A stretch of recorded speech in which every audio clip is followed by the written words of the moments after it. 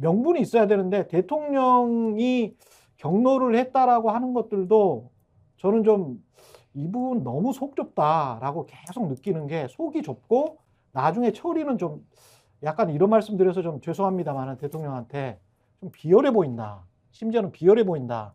이런 느낌까지 받아요. 왜냐하면 뭐 최상병 순직 사건 때도 뭐 경로를 했다라고 하고 이런 식으로 하면 뭐 투스타 사단장을 뭐 어떻게 다 그만둬야 돼? 뭐 이런 식으로 이야기를 했다라고 하고 뭐 북한 관련해서는 경로를 잘하고 그 관련해 주변에 무슨 이태원 참사랄지 뭐 이런 거 나오면 진짜 화를 내고 오송 참사랄지 이런 거 관련해서는 도대체 나라가 어떻게 돌아가는 거야? 라고 하면서 직접 찾아가서 뭔가 좀 주도 면밀하게 박정희 전 대통령은 말이죠. 최소한 그 안에서 궁정동 안가에서는 그 양주를 먹었더라도 밖에 나가서는 농민들하고 막걸리도 계속 마셨었거든요.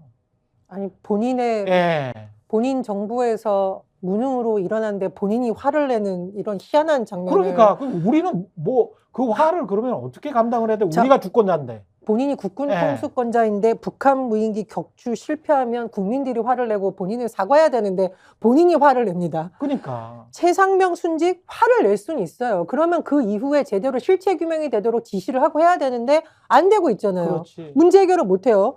국가정보원 내부 인사 갈등, 국정원 체제를 본인 체제에서 이렇게 만들어 놓고서 거기에 대해서 그냥 인사만 싹 해버리면 본질적인 문제 해결이 됩니까? 문제는 화를 낼 수는 있는데 본인의 무능함에 화를 낸 이후에 해결을 못하고 있다는 거, 근본적인 문제에 대해서 이 부분에 대해서 굉장히 좀 우려가 되는 거고요. 두 번째로 이 공포 정치의 문제가 뭐냐면은요, 제가 이제 최근에 공무원분들 만나보면은 다 미룬다는 거예요. 왜냐?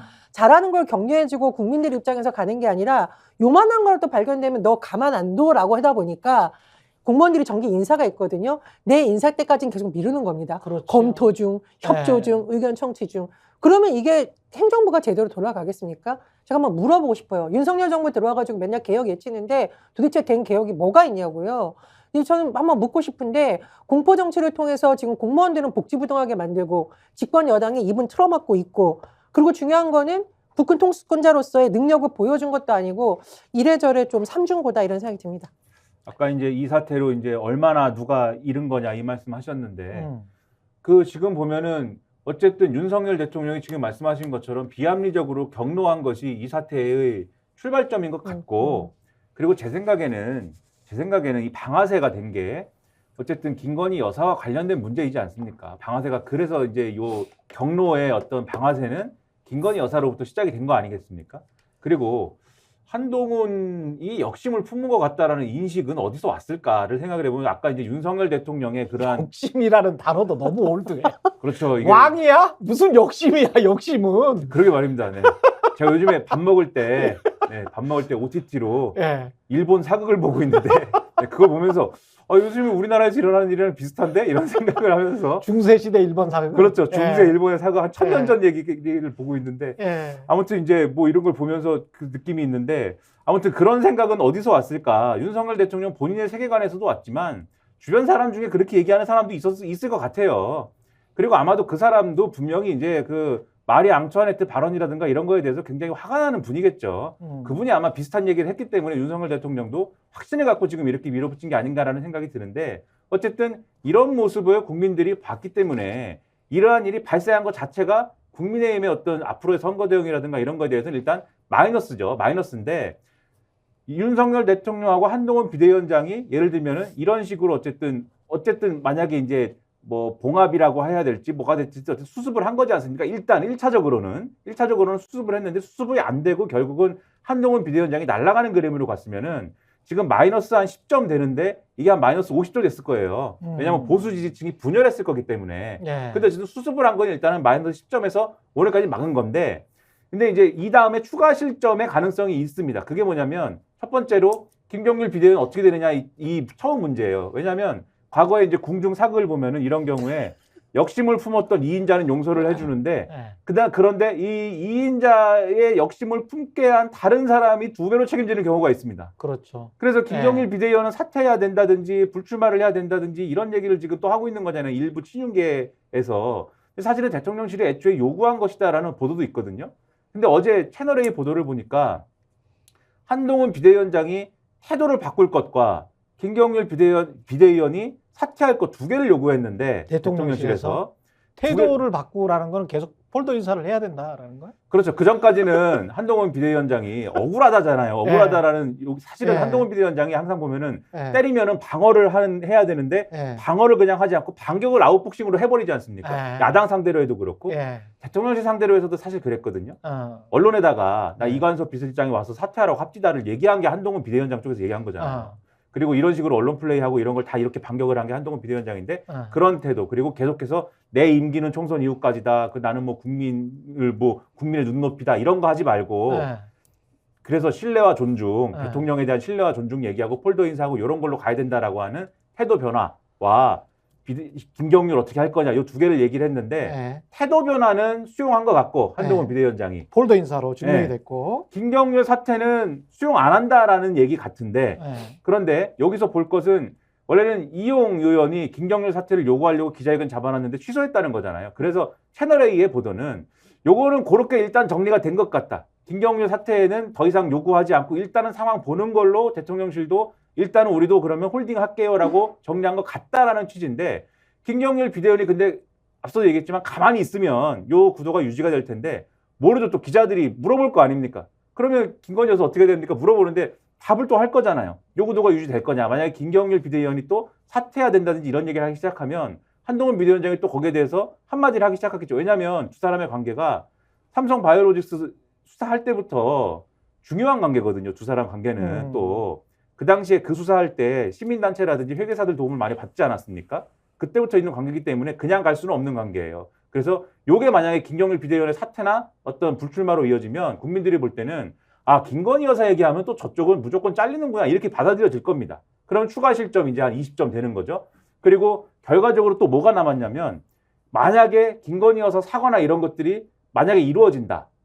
이게 정말 어떤 결심이 있어가지고 상상하기 어려운 구도지만 만약에 이루어진다라고 했을 때 그 다음에 나오는 산이 뭐냐면 야당이 사과를 하고 뭐 정리하시는 것 같군요. 아마 반성을 하시나 봅니다. 이제 특검을 재의결하는 얘기를 한번 해볼까 이렇게 나올 거예요. 그러면 그때 한동훈 비대위원장이 우리는 그러면 김건희 여사 문제 정리하기로 했으니까 특검은 그러면 의결합시다 이럴까요? 아니거든요. 이거는 부결해야 된다고 또 악법이라고 얘기하고 막 이럴 거 아닙니까? 말짱 도루묵 되는 거죠. 사과든 뭐든 간에. 앞서도 말씀하셨지만 사과가 문제가 아니잖아요. 그렇죠. 결국 그래서 수사를 합니까? 이거에 대한 질문에 답을 해야 되잖아요. 답을 못 할 거거든요. 그래서 여기에 또 마이너스 20점 해가지고 이게 잃을 일만 남아서 결코 이게 정리된 문제가 아니다 이렇게 봐야 된다는 정부 여당에서는 아마도 이렇게라도 수습했다라고 아마 자의할 가능성은 있어요. 그러나 이번 그 윤석열 한동훈 충돌 과정을 통해서 우리가 확인한 것은 집권 3년도 안 된 현재 권력이 찍어 누른 거예요. 한동훈 위원장을, 정부 여당의 대표를. 자, 그럼에도 불구하고 잃은 건 뭐냐? 앞서 여러분이 얘기했습니다만, 자, 국민들의 깊은 상처를 안겨줬어요. 대통령이라고 하는 사람이 사실은 이 국사보다 가사를 우선하는구나. 자, 김건희 리스크, 소위 이른바 이 정권의 성역은 바로 김건희구나. 라고 하는 것을 확인시켜준 사건이란 말이에요. 더 나아가서 대통령의 명백한 당무 개입을 우리가 확인한 거예요.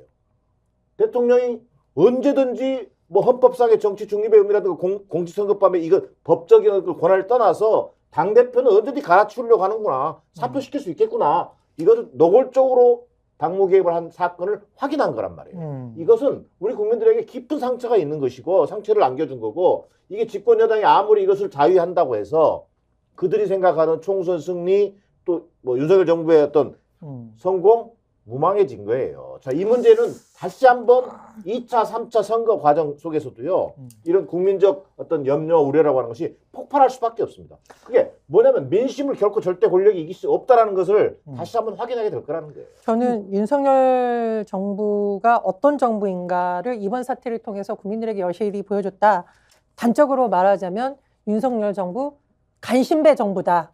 간신이 되지 않고는 살아남을 수가 없다. 자, 잘 보세요. 일단 이관섭 정책실장이 지난해 연말에 언론에 나와서 느닷없이 김건희 특검은 총선을 앞둔 흠집내기용이다. 저는 깜짝 놀랐어요.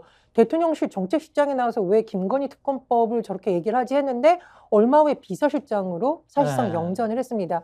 그 시점이 바로 한동훈 비대위 출범이 되는 그 시점과 맞물려 있어요.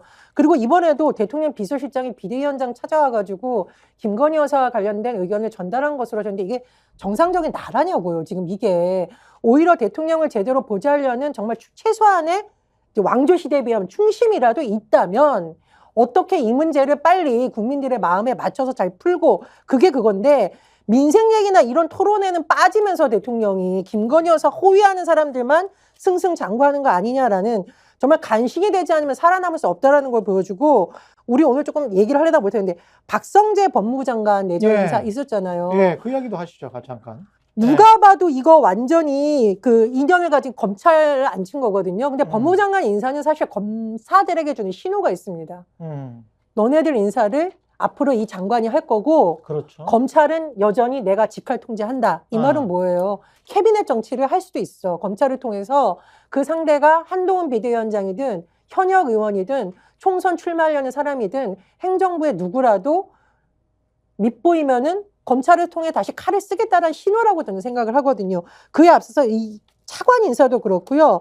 신임 대검 차장, 신임 법무부 검찰국장 다 이른바 윤석열 사단으로 분류되는 사람입니다. 그래서 예. 여러 가지 하나를 볼 때 윤석열 정부에서 간신이 되던가 아니면은 쓴소리하는 사람들을 내치는 칼잡이가 되던가 간신배 정부, 칼잡이 정부다.